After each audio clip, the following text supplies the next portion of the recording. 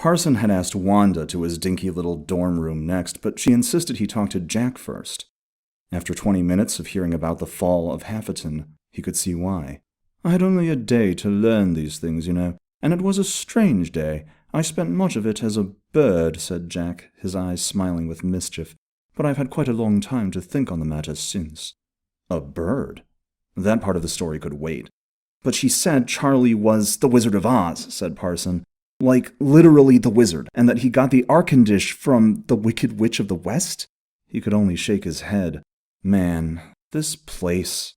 When you shared that piece of your mythology with me, it was all I could do not to break my contract with Charlescom in astonishment," he said, nodding and grinning. "I could feel the magical weight of the spell clamping down upon me." He flexed a skinny fist. His skin was pink now. Pretty creepy, but he also looked a lot healthier than he had before. Seemed happy enough, and Jack enough, he guessed. Jack in black. "Yeah, I remember." A month or two ago, the Wizard of Oz had come up in conversation when they were gaming.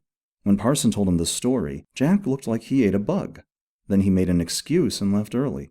Should have pursued it, maybe. And the ruby slippers were the Arkan shoes. "I can't believe it wasn't the Arkansas," he said, lightly pounding a fist on his knee. "And they've left Erfworld completely. Dorothy went home." "Indeed," said Jack. "Judy likely returned to where you hail from. That, too, was a burden, not to be able to tell you." Parson thought it over. "I don't think she went back where I'm from," he said, gesturing with an open hand. "'Cause how could I grow up with this story, then? Are you sure she said Kansas?" "Kansas," said Jack. "Weird." "Two things have impressed me over the 100 turns," said the Foolomancer. "One is the high price that Charlie paid to protect these small secrets. They must matter a great deal to him." "Yeah," said Parson. His gears were already grinding on that fact. "What else?" "That he, too, summoned a perfect warlord," said Jack.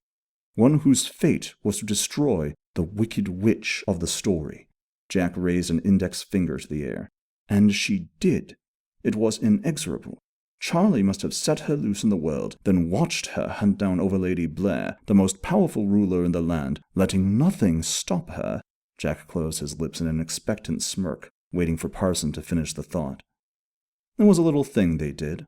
Parson was glad they were still doing it. He blinked a couple of times. "And now he's got one of those coming after him." Jack's face split into an unnervingly wide grin. "How do you think he feels about that?" Parson thought about the Inferno in Space Rock's portal room, those few lines of text in his iBook. He grinned back at Jack. "If he has pants," said Parson, "I hope he's pissing 'em."